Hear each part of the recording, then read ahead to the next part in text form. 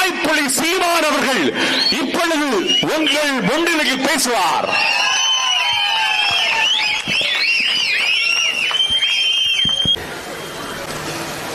நம்முடைய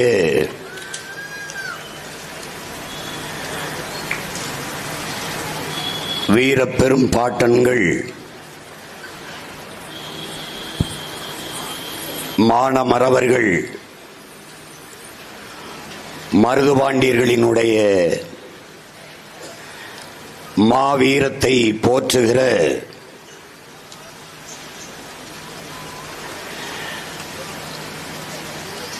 மாபெரும் பொதுக்கூட்டம் வரலாற்று சிறப்பு நிறைந்த இந்த திருவெரும்பூர் மண்ணிலே நடந்து நின்ற எங்களுடைய வீர திருமகன் தெய்வ திருமகன் எங்கள் தாத்தா பசுமன் முத்துராமலிங்க தேவர் அவர்கள் எனக்கு பதுங்க தெரியும், பாய தெரியும், ஒருபோதும் பயங்கொள்ள தெரியாது என்ற முழக்கத்தை முன்வைக்கிறார்கள். அதே வழியிலே வந்த எமது இன விடுதலைக்கு புரட்சிகர படையை கட்டி போராடிய வீரமரவன் எங்கள் உயிர் தலைவன் மேதகுவே பிரபாகரன் அவர்கள் அஞ்சுவதும் அடிபணிவதும் தமிழன் பரம்பரைக்கே கிடையாது என்ற முழக்கத்தை முன்வைக்கிறார். இது எல்லாவற்றுக்கும் முன்னவனாக எங்களுடைய வீரமரவர்கள் எங்களது பாட்டன்கள் மருதுபாண்டியர்கள் மரணம் என்பது மனித வாழ்வில் ஒரு முறைதான், சாவது உறுதி, அது சத்தியம். ஆனால் போற உயிர் உரிமைக்காக போராடி போகட்டும். இதே முழக்கத்தை எங்கள் உயிர் தலைவன் வைக்கிறான். போராடினால் சாவோம், போராடாவிட்டாலும் சாவோம். ஆனால் போராடினால் ஒரு நாள் உரிமை பெற்று வாழ்வதற்கு வாய்ப்பு இருக்கிறது. அதனால் போராடி சாவோம். போராடினாலும் சாவோம், போராடாவிட்டாலும் சாவோம். ஆனால் போராடினால் ஒரு நாள் வாழ்வதற்கு வாய்ப்பு இருக்கு. அதனாலே போராடி சாவோம் என்ற வீர முழக்கத்தை முன்வைத்தார். அப்படித்தான் அந்நியன் ஆதிக்கத்தின் கீழே என் அன்னை தமிழ் நிலம் அடிமைப்பட்டு விடுமோ என்ற அச்சத்திலே என்னரும் மக்களே, அருமை வீரர்களே, வெகுண்டு திரண்டு வாருங்கள். சாவது ஒரு முறைதான். அது சாதாரணமாக இருக்கக்கூடாது, சரித்திரமாக இருக்க வேண்டும். அதனால் வாருங்கள். சூரியன் உள்ளளவும் சந்திரன் உள்ளளவும் உங்கள் பெயர் சரித்திரத்திலே நிலைத்திருக்கும். வாருங்கள், மண்ணின் விடுதலைக்காக போராடி மாளலாம் என்று வீர முழக்கத்தை இட்டவன் நம்முடைய வீர பெரும்பாட்டன்கள் மருதுபாண்டியர்கள் விட்ட நிலம் இந்த நிலம். அதனால்தான் அவன் பேரன் இந்த நிலத்திலே நின்றவனுக்கு இந்த வீர வணக்கத்தை பெருமிதத்தோடும் திமிரோடும் செலுத்திக் கொண்டிருக்கிறேன். உலகெங்கிலும் வீரம் ஏன் போற்றப்படுகிறது? ஏன்? யதார்த்த உலகிலே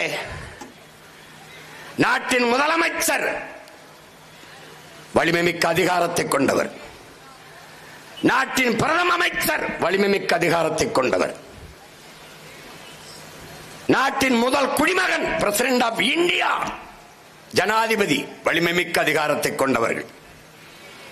ஆனால் அவர்களுக்கு பாதுகாப்பு, அவர்கள் உயிரை பாதுகாப்பது பதவி அல்ல, வீரம் என்பதை என்னிலும் இளைய என் தம்பி தங்கைகள் புரிந்து கொள்ள வேண்டும். இசட்டு பிரிவு, ஒய் பிரிவு, பிளாக் கார்ட்ஸ் என்று வீரர்கள் சுற்றி ஆயுதத்தோடு நின்று உயர்ந்த பதவியில் இருப்பவர்கள் உயிரை பாதுகாக்க வேண்டிய தேவை இருக்கின்றார். நீ எந்த கொம்பனா இருந்தாலும் வீரன் தான் உன்னையே பாதுகாக்கிறார்.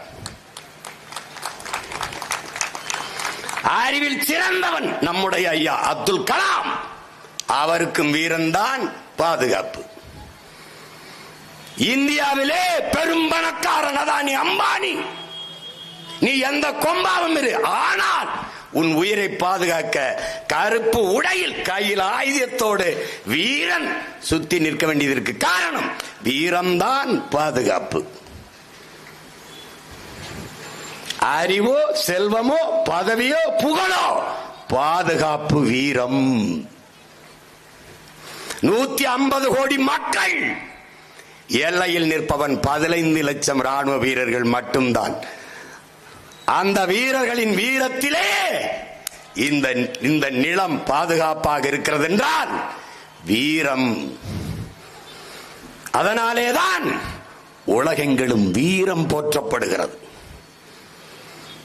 படத்திலே பாய்ந்து வாய்ந்து 100 பேர் 200 பேர் வந்தாலும் அடித்து வீழ்த்துகிற கதாநாயகர்கள், உங்கள் தளபதி கதாநாயகர்கள் கூட எனக்கு பாதுகாப்புக்கு இசட்டு பிரிவு கொடுங்கள்,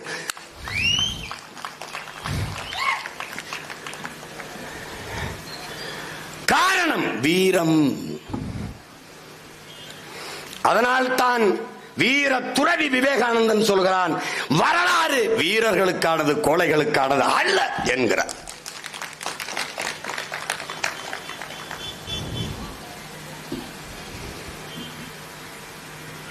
மருதுபாண்டியர்களை, எங்கள் முன்னவர்களை, எங்கள் பெருமைமிக்க பாட்டனார்களை புகழ்ந்து பேசுவது, அவர்கள் பெருமையை பாடுவது என்பது வாக்குக்காக அல்ல,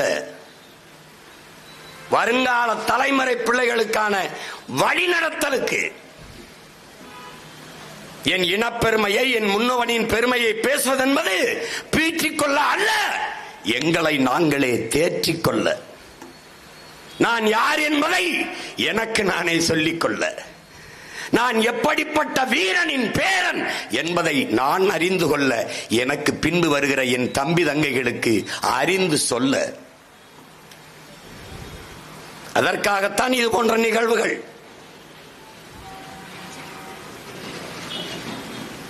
மருதுபாண்டி யார் என்றே தெரியாதவன் எனக்கு வாக்கு செலுத்தி என்னாக போகிறது?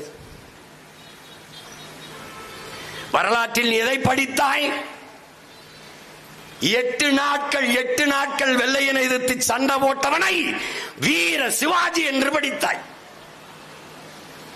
8 மாதங்கள் தொடர்ந்து வெள்ளையனை எதிர்த்து போரிட்டு மாண்ட மறவன் நம்முடைய பாட்டன் மருதுபாண்டியரை நீ படிக்கவில்லை.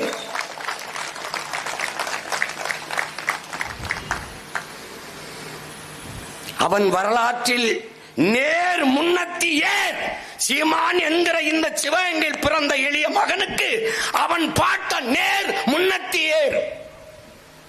எப்படி? இப்படித்தான் பிராமணர்கள், சத்திரியர்கள், வைசியர்கள், சூத்திரர்கள், முஸ்லிமான்கள் எல்லாம் பிளந்து பிரிந்து நின்றான்.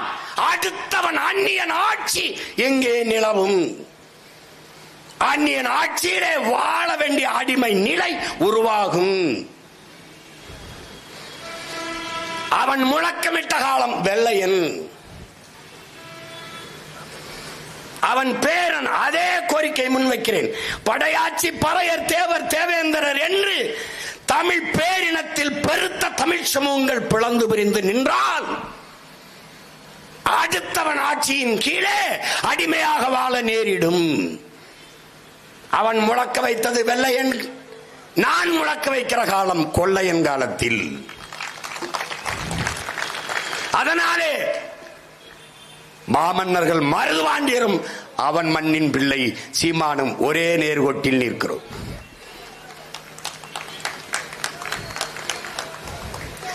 ஒன்றுபட்டால் உண்டு வாழ்வு, ஒற்றுமை நீங்கில் அனைவருக்கும் தாழ்வென்ற தமிழின் மூத்த மொழிக்கு ஏற்ப முழக்கத்தை முன்வைத்த வீரமறவன் நம்முடைய பாட்டன்கள்.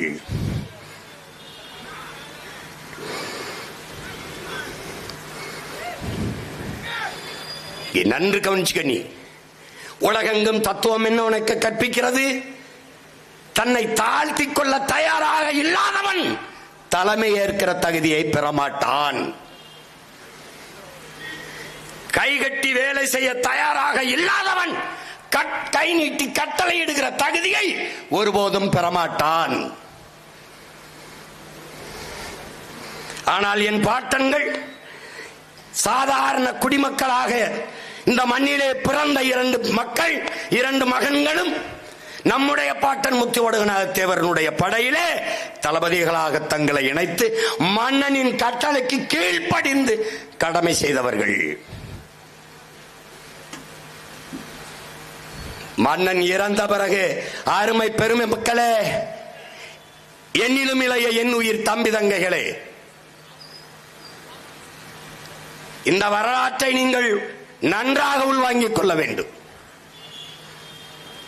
நம்முடைய பாட்டனார் முத்துவடுகநாத் தேவர் இறந்து விட்ட பிறகு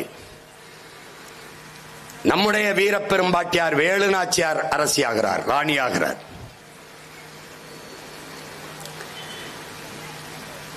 நம் பாட்டிக்கு கீழே படை தளபதிகளாக நின்றவர்கள் நம்முடைய பாட்டன்கள் மருதுபாண்டியர்கள். 200 ஆண்டுகளுக்கு முன்பே நன்கு சிந்தித்து பாருங்கள், ஒரு விதவை பெண் கைம்பெண்ணின் தலைமையின் கீழே வீர மறவர்கள் நாம் தளபதியாக நின்று சண்டை செய்வதா என்று எனது பாட்டன்கள் எண்ணவில்லை.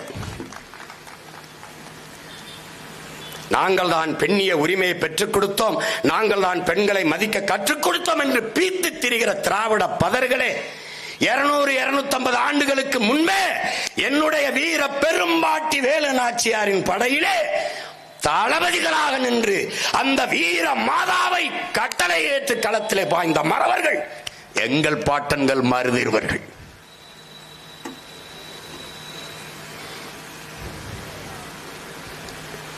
வீரத்தில் பெண் என்ன ஆண் என்ன போற்றினார்கள். வீர மாதாவின் கட்டளைக்கு கைவிரல் அசைவுக்கு கண்ணசைவுக்கு களத்திலே பாய்ந்த வேங்கைகள் நம்முடைய பாட்டன்கள். பதவிக்காக சண்டையிட வரவில்லை, பதவிக்காக களத்திலே போகவில்லை, நம் பாட்டிக்காக உயிரை களத்திலே பலியிட களத்திலே நின்ற மறவர்கள் நம்முடைய பாட்டன்கள்.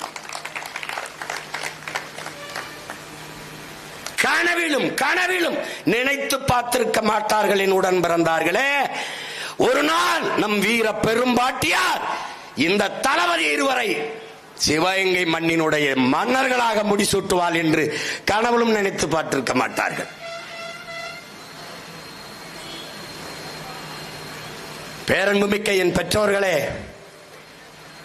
என் உயிருக்கு நீ என் உடன் பிறந்தார்களே, இந்திய துணைக்கண்டத்தின் வரலாற்றிலே வெள்ளையனை எதிர்த்த போரிட்ட வீரர்களின் வரலாற்றிலே ஒரே ஒருவள் தான் வென்று மீண்டும் முடிசூடி இருக்கிறாள். நீ படிப்பது சான்சி ராணி லட்சுமி பாய். என் பாட்டி எங்களின் வீரமாதா வேலுநாச்சியார் பிறந்து இறந்து 85 ஆண்டுகள் கழித்துத்தான் உன்னுடைய லட்சுமி பாய் மணிக்கர்ணை என்கிற பெண்ணே பிறக்கிறாள். இள வயதில் திருமணமாகுவதால் லட்சுமி பாய். சான்சி மன்னன் அவன் நாட்டை ஆண்டவன் இறந்து போகிறான், இவள் ராணி ஆகிறாள், அதனால் சான்சி ராணி லட்சுமி பாய். என் அப்பத்தா செத்து 85 ஆண்டு கழித்து பறக்கிறான். நீ வரலாற்றில் எப்படி படிக்கிறாய்? என் பாட்டி வேலுநாச்சியாரை படிக்கிற போது தென்னாட்டின் சான்சி ராணி என்று படிக்கிறாய். ஆனால் நியாயமாக உண்மையாக வரலாறு எப்படி பதிவாயிருக்க வேண்டும்? சான்சி ராணியை படிக்கும் போது வடநாட்டின் வேலுநாச்சியார் என்று எழுதியிருக்க வேண்டும்.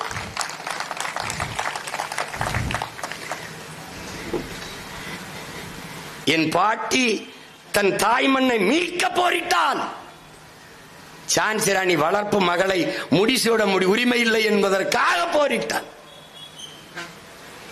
எப்படி இருக்கு?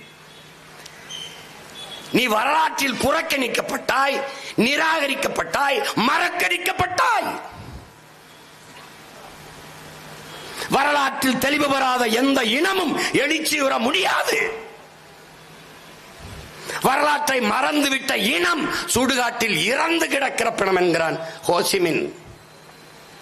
வரலாற்றை படிக்காதவன் ஒருபோதும் வரலாற்றை படைக்க முடியாது என்கிறார் அறிவாசான் அண்ணல் அம்பேத்கர்.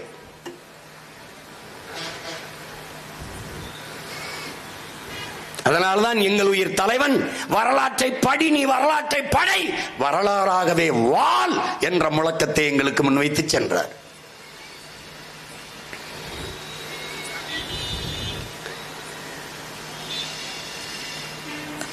அப்ப எங்களுடைய வரலாறு என்ன? புறக்கணிக்கப்படுகிறது. அப்போது அண்ணல் அம்பேத்கர் என்ன சொல்கிறார்? நமக்கு வரலாற்றில் புறக்கணிக்கப்பட்ட இனத்தின் மக்கள் ஒரு நாள் தங்களுக்கான வரலாற்றை தாங்களே எழுதுவார்கள் என்கிறார். நாங்களே இப்போது என் இனத்தின் வரலாற்றை எழுதிக் கொண்டிருக்கிறோம்.